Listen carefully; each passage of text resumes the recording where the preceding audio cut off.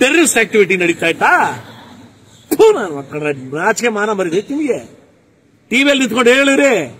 ಕಳೆದ ನವೆಂಬರ್ 28ರಂದು ಚನ್ನಪಟ್ಟಣದ ಕನ್ನಮಂಗಲ ಗ್ರಾಮದಲ್ಲಿ ವಾಸವಾಗಿರುವ ಟಿಜೆ ಅಬ್ರಹಾಂ ಅವರ ವಿರುದ್ಧ ಹಿಂದೂಪರ ಸಂಘಟನೆಗಳು ಮತಾಂತರ ಆರೋಪ ಮಾಡಿದ್ದು, ಹಿಂದೂಪರ ಸಂಘಟನೆಗಳ ಹೆಸರು ಹೇಳಿಕೊಂಡು ಕೆಲವೊಂದು ವ್ಯಕ್ತಿಗಳು ತನ್ನ ವಾಸಸ್ಥಳದಲ್ಲಿ ಅತಿಕ್ರಮ ಪ್ರವೇಶ ಮಾಡಿ ದಾಳಿ ಮಾಡಿದ್ದಾರೆ ಎಂದು ಸಾಮಾಜಿಕ ಹೋರಾಟಗಾರ ಹಾಗೂ ಇಂಡಿಯನ್ ಕ್ರಿಶ್ಚಿಯನ್ ಯುನೈಟೆಡ್ ಫಾರಂ ಅಧ್ಯಕ್ಷರಾಗಿರುವ ಟಿಜೆ ಅಬ್ರಹಾಂ ಅವರು ಹೇಳಿದ್ದಾರೆ.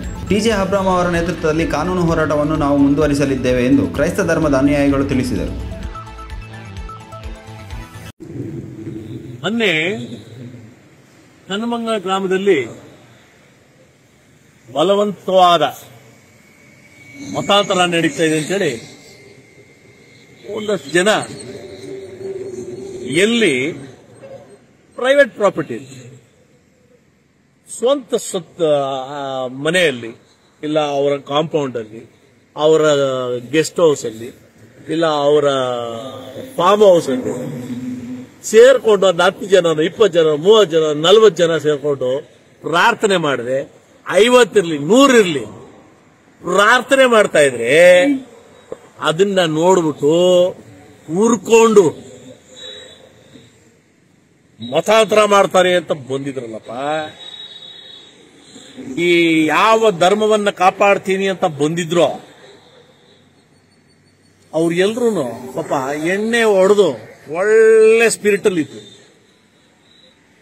ಆ ಒಳ್ಳೆ ಸ್ಪಿರಿಟ್ ಅಲ್ಲಿ ಇದ್ದವನು ಯಾವ ಮತಕ್ಕೆ ಸೇರಿದವನು ಅಂತ ನನಗೆ ಗೊತ್ತಿಲ್ಲ. ಯಾವ ಮತದ ಅದು ರಕ್ಷಣೆಗಾಗಿ ಬಂದ ಅಂತ ಗೊತ್ತಿಲ್ಲ. ಬಟ್ ನಮ್ಮ ಕ್ರೈಸ್ತ ಮತದ ಒಬ್ರು ಬೋಧಕರು ಸ್ವಯಂ ಇಚ್ಛೆಯಿಂದ ಅವ್ರ ಮನೆಯಲ್ಲಿ, ಅವರ ಆವರಣದಲ್ಲಿ ಅವರ ಜೊತೆ ಪ್ರಾರ್ಥನೆ ಮಾಡಬೇಕು ಅಂತ ಯಾರ್ಯಾರು ಸ್ವಯಂ ಇಚ್ಛೆಯಿಂದ ಬರ್ತಾರೋ ಅವ್ರನ್ನೆಲ್ಲ ಸೇರಿಸ್ಕೊಂಡು ಪ್ರಾರ್ಥನೆ ಮಾಡೋದು ತಪ್ಪಾಗಿದೆ. ಇಷ್ಟಲ್ಲಿ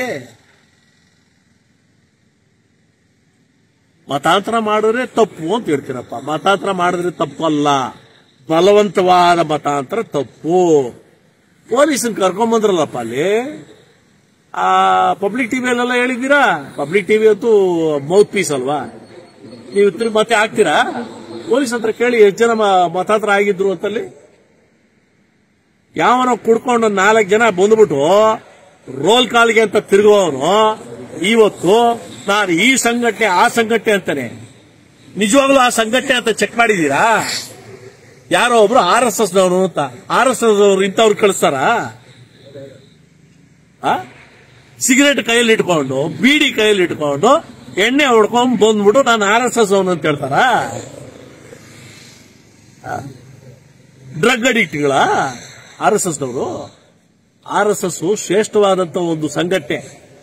ಅದಕ್ಕೆ ಸೇರೋರು ಹಿಂಗ್ ಬರ್ತಾರ? ಇಲ್ಲ ಅವ್ರು ಕಳಿಸ್ತಾರ ಇಂಥವ್ರನ್ನ? ನನ್ನ ಪ್ರಶ್ನೆ ನೇರವಾಗಿ. ಬಲವಂತ ಮತಾಂತರ ಆಗಿದೆ, ಹಾಕ್ರಿ ಕೇಸು. 4 ದಿನ ಆಯ್ತು, ಈಗ ಬಂದ್ರಿ, ಇದ್ದವ್ರನ್ನೆಲ್ಲ ಓಡಿಸ್ಬಿಟ್ರಿ. ಏನೋ ಭಯೋತ್ಪಾದನೆ, ಟೆರರಿಸ್ಟ್ ಆಕ್ಟಿವಿಟಿ ನಡೀತಾ ಇತ್ತಾ? ನಾಚಿಕೆ ಮಾನ ಬರಿದೈತಿ ನಿಮಗೆ? ಟಿವಿಯಲ್ಲಿ ನಿಂತ್ಕೊಂಡು ಹೇಳಿರಿ.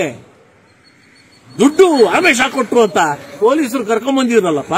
ಎಷ್ಟು ಜನಕ್ಕೆ ಅಲ್ಲಿ ಮತಾಂತರ ಆಗಿದೆ ಅಂತ ಪೊಲೀಸರು ಕಂಡಿಡಿದ್ರು? ಒಬ್ರು ಇಲ್ಲ. ಮಾಡ್ರೋ, ಪೂಜೆ ಮಾಡ್ರೋ ನಿಮ್ಮ ಮನೆಗಳಲ್ಲಿ. 100 ಅಲ್ಲ, 50 ಅಲ್ಲ, 500 ಜನಕ್ಕೆ ಇಟ್ಕೊಂಡು ಪೂಜೆ ಮಾಡ್ರಿ, ಪ್ರಾರ್ಥನೆ ಮಾಡ್ರಿ. ಯಾವನೇ ಬೇಡ ಅಂತಾನೆ? ಬೀದಿಗೆ ಬಂದ್ಬಿಟ್ಟು ಪರಡಿಗಳ ತರ ತಿರುಗ್ತಿರಲ್ಲ, ಯಾವುದೇ ಜಾತಿ ಆಗಿರ್ಲಿ, ಯಾವುದೇ ಧರ್ಮ ಆಗಿರ್ಲಿ, ಪ್ರಾರ್ಥನೆ ಹೋಗ್ರೋ. ಯಾವನ ಪ್ರಾರ್ಥನೆ ಮಾಡ್ತಾ ಅಂತ ಅದನ್ನ ನೋಡ್ರಿ ನೀವು ಉರಿತದಂತೆ. ನಮ್ ಕ್ರೈಸ್ತ ಬಂಧುಗಳಿಗೆ ಹೇಳ್ತಾ ಇದ್ದೀನಿ, ಯಾರ್ಯಾರು ಅಲ್ಲಿ ಬಂದಿದ್ರು ಏನು ನಡೆದಿಲ್ಲ. ಅಲ್ಲಿ ಪ್ರಾರ್ಥನೆ ನಡೆಯೋದನ್ನ ಕಂಟಿನ್ಯೂ ಆಗ್ತದೆ. ಈಗ ಪೊಲೀಸರು ಅವ್ರ ಜೊತೆ ನಾವು ಮಾತುಕತೆ ನಡೆಸಿದ್ದೀವಿ. ಅವ್ರಿಗೆ ಅರ್ಥ ಆಗಿದೆ ಏನು ಅಂತ. ಯಾರ್ಯಾರು ಏನೇನ್ ಬರ್ಕೊಡ್ಬೇಕು ಅನ್ನೋದನ್ನ ನಾವು ತಿಳಿಸಿದ್ದೀವಿ. ಆ ರೀತಿ ಇದು ಪ್ರಾರ್ಥನೆ ಮುಂದುವರಿತದೆ.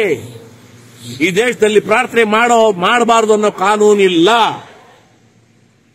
ನಾವು ಪ್ರಾರ್ಥನೆ ಮಾಡೋದು ನೋಡ್ಬಿಟ್ಟು ಹೊಟ್ಟೆ ಊರಿಯವನು ನಿಮ್ಮ ಧರ್ಮದವ್ರನ್ನ ಸೇರಿಸ್ಕೊಂಡು 100 ಜನ 500 ಜನ ನಿಂತ್ಕೊಂಡು ಪ್ರಾರ್ಥನೆ ಮಾಡ್ರು. ಅದನ್ನ ಬಿಟ್ಟು ಪರೋಡಿಗಳ ತರ ಬಂದ್ಬಿಟ್ಟು ಪ್ರಾರ್ಥನೆ ಮಾಡೋ ಜಾಗದಲ್ಲಿ ತೊಂದರೆ ಕೊಡಕ್ ಬರ್ತಿರಲ್ಲ. ಯಾವ ಧರ್ಮನೋ ನಿಂದಲೇ? ಕುಡ್ಕೊಂಬರೋದಂತೆ, ಎಣ್ಣೆ ಹೊಡ್ಕೊಂಬರೋದಂತೆ, ಡ್ರಗ್ಸ್ ಹೊಡ್ಕೊಂಡ್ಬರೋದಂತೆ, ರೌಡಿಗಳಾಗ್ಬಿಡೋದಂತೆ. 100 ಜನ ಅಲ್ಲಿ ಪ್ರಾರ್ಥನೆ ಮಾಡ್ತಾ ಇದ್ರ, ಅವ್ರ ಹತ್ರ ಬಂದ್ಬಿಟ್ಟು ಒಂದು 20 ಜನ ಬಂದ್ಬಿಟ್ಟು ರೌಡಿ, ನಾನು ರೌಡಿ ಅಂತ ತೋರಿಸ್ಕೊಂಡ್ಬಿಟ್ರೆ ನಿಮ್ಮನ್ನ ನೋಡಿ ಎದುರೋದು ನೀವು ದೊಡ್ಡ ಮನುಷ್ಯರು ಅಂತಲ್ಲ, ಕಿಡಿಗೇಡಿಗಳು ಅಂತ. 10 ಜನ 100 ಜನ ಹಿಂದೂಗಳೇ ಇರ್ಲಿ ಇಲ್ಲ ಮುಸಲ್ಮಾನರೇ ಇರ್ಲಿ, ಡೀಸೆಂಟ್ ಆಗಿರೋರು 1000 ಜನ ಅಲ್ಲಿ ಇದ್ದಾಗ 10 ಜನ ಪರೋಡಿಗಳು ಬಂದಾಗ ಎಲ್ರಿಗೊಂಥರ ಬೇಜಾರಾಗ್ತದೆ. ಆ ಬೇಸರ ಆಗಿದ್ದು ಇನ್ನು ಬರ್ರಿ, ಹೇಳಿದಿನಲ್ಲಿ ಸಿಸಿ ಕ್ಯಾಮೆರಾ ಹಾಕಿ ಯಾವನಾದ್ರೂ ಅನಧಿಕೃತವಾಗಿ ಬಂದ್ರೆ ಪೊಲೀಸರು ಹೇಳಿದ್ದೀವಿ, ಯಾವ ಪ್ರಾರ್ಥನೆ ಇದೆಯೋ ತಿಳಿಸ್ತೀವಿ ನಿಮಗೆ, ಬಂದು ನೋಡ್ರಿ. ಅಲ್ಲಿ ಬಲವಂತವಾದ ಮತಾಂತರ ನಡೀತಾ ಇದೆ ಅಂತ ನೋಡಿ ಅವ್ರು ಪೊಲೀಸರು. They are free to come. Public ಟಿವಿಗೆ ಹೇಳ್ತಾ ಇದ್ದೀನಿ, ಈ ಕ್ಲಾರಿಫಿಕೇಶನ್ ಹಾಕ್ತೀರಿ ನೀವು, ನಮ್ಮ ಅಪರಾಧ ಹಾಕಲ್ಲ.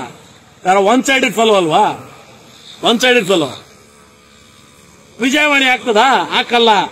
ಈ ಕ್ಲಾರಿಫಿಕೇಶನ್ ಹಾಕಲ್ಲ. ಮತಾಂತರ ಆಗ್ಬಿಡ್ತು, ಬಲವಂತ ಮತಾಂತರ. ಎಷ್ಟು ಜನಕ್ಕೆ ಆಗ್ತದಪ್ಪ? ಅಂದ್ರೆ ಪೊಲೀಸು ಇರುವ ನಿಷ್ಕ್ರಿಯರಾಯ್ತು. ಬಂದಿದ್ರಲ್ಲ ಪೊಲೀಸರು, ಅವ್ರ ಕಣ್ಣಿಗೆ ಏನು ಕಾಣಿಸಿಲ್ಲ, ಇವ್ರು ಕಾಣಿಸ್ಬಿಡ್ತು. ನಾಚಿಕೆ ಕೇಡಿನ ಸಂಗತಿ ಇದು ಈ ದೇಶದಲ್ಲಿ ನಡೀತಾ ಇರೋದು. ಬರ್ರಿ, ಹೇಳಿದಿನಲ್ಲಿ ಸಿಸಿ ಕ್ಯಾಮೆರಾ ಹಾಕಿ ಯಾವನಾದ್ರೂ ಅನಧಿಕೃತವಾಗಿ ಬಂದ್ರೆ ಪೊಲೀಸರು ಹೇಳಿದ್ದೀವಿ, ಯಾವ ಪ್ರಾರ್ಥನೆ ಇದೆಯೋ ತಿಳಿಸ್ತೀವಿ ನಿಮಗೆ, ಬಂದು ನೋಡ್ರಿ. ಅಲ್ಲಿ ಬಲವಂತವಾದ ಮತಾಂತರ ನಡೀತಾ ಇದೆ ಅಂತ ನೋಡಿ ಅವ್ರು ಪೊಲೀಸರು. They are free to come. Public ಟಿವಿಗೆ ಹೇಳ್ತಾ ಇದ್ದೀನಿ, ಈ ಕ್ಲಾರಿಫಿಕೇಶನ್ ಹಾಕ್ತೀರಿ ನೀವು, ನಮ್ಮ ಅಪರಾಧ ಹಾಕಲ್ಲ. ಯಾರೋ ಒನ್ ಸೈಡೆಡ್ ಫಾಲೋ ಅಲ್ವಾ, ಒನ್ ಸೈಡೆಡ್ ಫಾಲೋ. ವಿಜಯವಾಣಿ ಆಗ್ತದಾ? ಹಾಕಲ್ಲ. ಈ ಕ್ಲಾರಿಫಿಕೇಶನ್ ಹಾಕಲ್ಲ. ಮತಾಂತರ ಆಗ್ಬಿಡ್ತು, ಬಲವಂತ ಮತಾಂತರ. ಎಷ್ಟು ಜನಕ್ಕೆ ಆಗ್ತದಪ್ಪ? ಅಂದ್ರೆ ಪೊಲೀಸು ಇರುವ ನಿಷ್ಕ್ರಿಯರಾಯ್ತು. ಬಂದಿದ್ರಲ್ಲ ಪೊಲೀಸರು, ಅವ್ರ ಕಣ್ಣಿಗೆ ಏನು ಕಾಣಿಸಿಲ್ಲ, ಇವ್ರು ಕಾಣಿಸ್ಬಿಡ್ತು. ನಾಚಿಕೆ ಕೇಡಿನ ಸಂಗತಿ ಇದು ಈ ದೇಶದಲ್ಲಿ ನಡೀತಾ ಇರೋದು. ಅದೇನ್ ಮಾಡಕ್ಕಾಗಲ್ಲ.